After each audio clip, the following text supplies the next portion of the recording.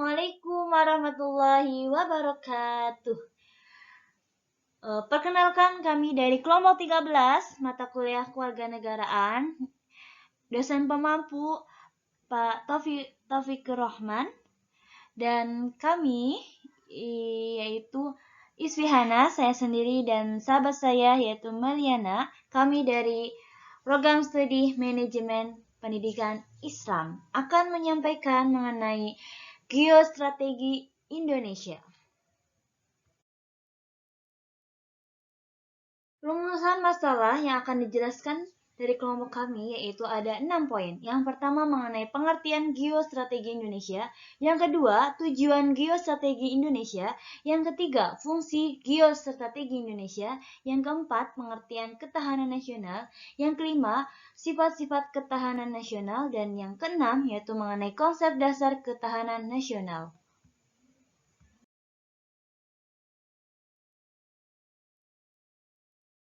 Pertama yaitu mengenai pengertian dari geostrategi Indonesia.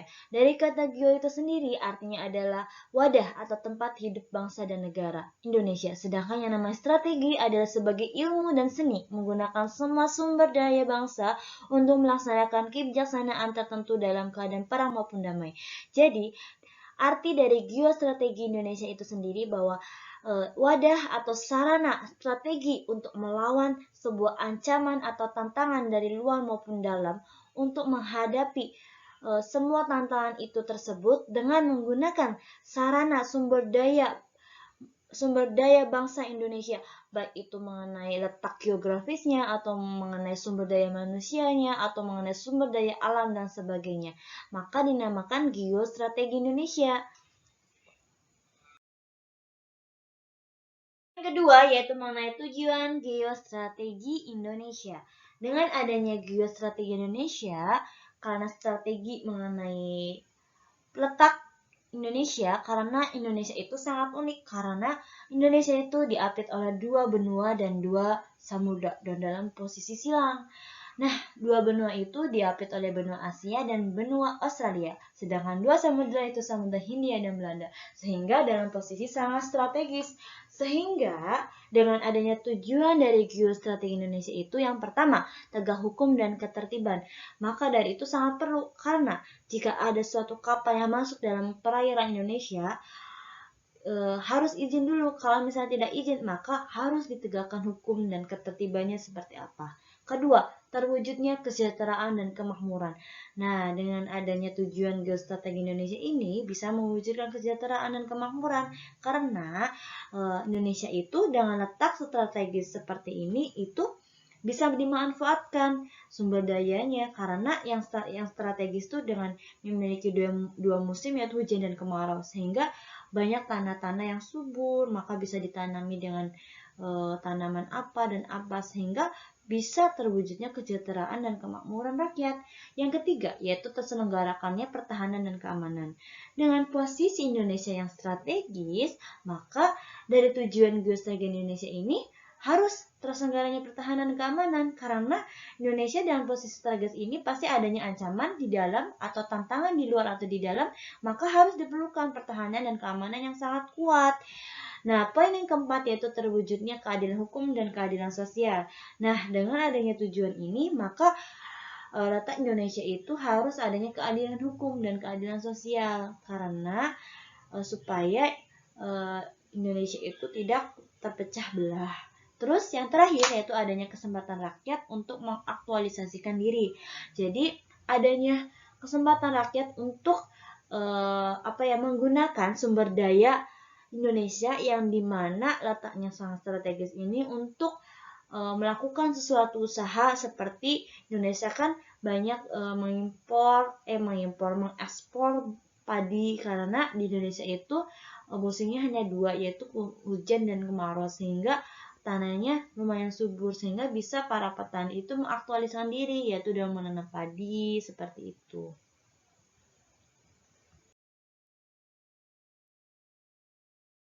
Yaitu mengenai fungsi geostrategi Indonesia. Yang pertama yaitu ketahanan pada aspek ideologi, yaitu bahwa dalam aspek ketahanan ideologi ini bahwa bangsa Indonesia itu dengan strategis di Indonesia itu harus memiliki strategi, yaitu mengenai keuletan dan ketangguhan terhadap ancaman atau tantangan dari luar atau dalam. Kedua, yaitu ketahanan pada aspek politik. Nah, dalam politik juga harus ada ketahanannya, karena yang namanya politik itu sangat penting untuk berhubungan dengan negara-negara lain. Yang ketiga, yaitu ketahanan pada aspek ekonomi. Jelas, dalam aspek ekonomi juga, dengan letak Indonesia yang strategis ini, kita bisa memanfaatkan dari aspek ekonomi dengan negara-negara yang seperti negara ASEAN. Nah, kita bisa bekerja sama atau joint venture mengenai ekonomi Indonesia udah lumayan bagus, sumber daya alam sangat mencakup. Nah, dengan hanya saja sumber daya manusia yang masih kurang, maka kita bisa saja bekerja sama seperti apa gitu. Dengan mempertimbangkan geostrategi Indonesia itu sendiri. Yang keempat yaitu aspek ketahanan aspek sosial budaya.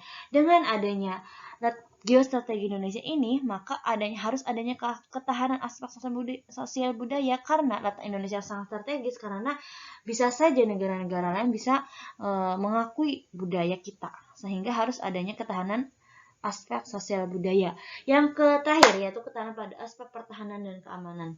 Tentu dengan letak Indonesia yang strategis, maka perlu adanya aspek pertahanan dan keamanan. Karena Indonesia gampang dilalui, sehingga harus dengan kuat yang namanya ketahanan terhadap aspek pertahanan dan keamanan.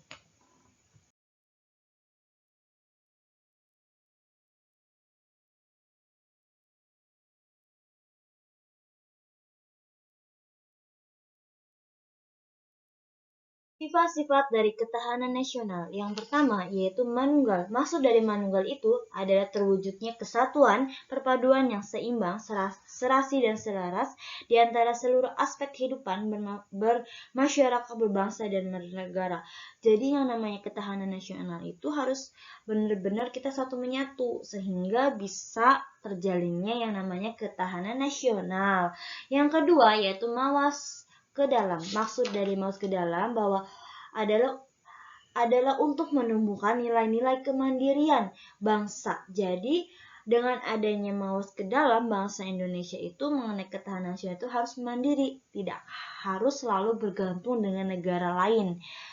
Yang ketiga yaitu kewibawaan. Jadi namanya kewibawaan itu dalam ketahanan nasional itu adalah daya tangkal atau sebagai konsepsi penangkalan ketahanan nasional. Jadi harus benar-benar jadi daya tangkal, yaitu jadi daya kuat gitu. Yang keempat yaitu berubah menurut waktu. Maksudnya dari berubah menurut waktu itu yang namanya ketahanan nasional itu kadang berubah-ubah. Misalnya Indonesia ketika tahun 2000 berapa terjadi ini, jadi ketahanannya sesuai dengan kondisinya. Sedangkan ketika Indonesia-nya lagi damai, maka ketahanan juga seperti damai, tidak menggebu-gebu dalam pertahanannya, nggak sekuat apapun itu. Terus yang kelima, tidak mau membenarkan sikap adu kekuasaan dan adu kekuatan. Yang namanya ketahanan nasional itu tidak ada yang namanya saling gontot-gontotan atau saling adu kekuasaan, tetapi kita bekerja sama supaya terciptanya ketahanan nasional. Yang keenam yaitu percaya pada diri sendiri. Jelas yang namanya seorang yang menjadi pahlawan seperti TNI yaitu harus percaya diri bahwa kita itu bisa menjaga bangsa kita dan negara kita. Terus yang kelima tergantung pada pihak lain, tidak tergantung pada pihak lain. Jadi dengan adanya sifat ketahanan nasional ini, kita tuh tidak boleh bergantung dengan negara lain atau pihak lain.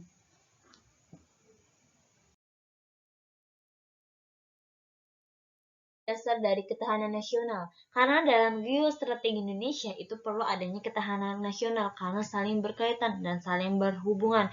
Makanya dari konsep dasar ketahanan nasional sendiri ada 4 model. Yang pertama yaitu model Astragatra.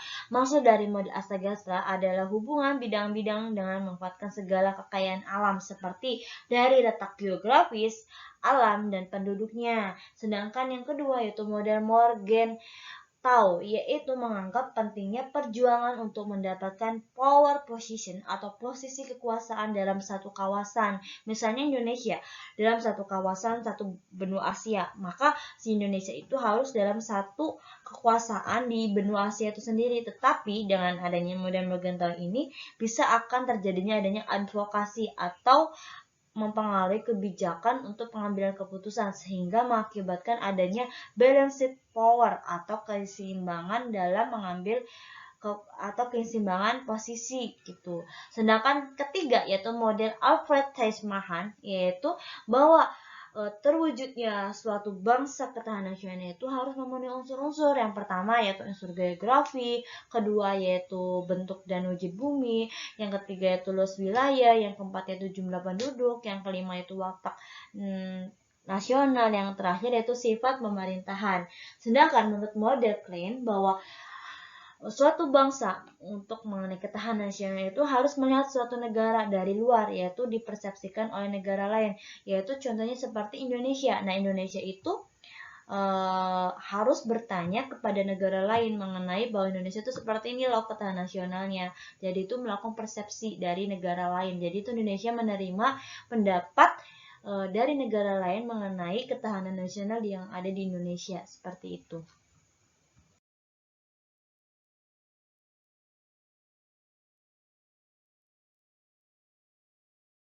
Kami mengenai geostrategi Indonesia adalah diwujudkan dalam bentuk ketahanan nasional yang mampu menghadapi segala tantangan, ancaman, hambatan, dan gangguan yang membahayakan keutuhan negara Republik Indonesia dengan cara ya seperti kita tuh bela negara, terus dan lain sebagainya. Sekian dari kelompok kami, kurang lebihnya mohon maaf. Wassalamualaikum warahmatullahi wabarakatuh.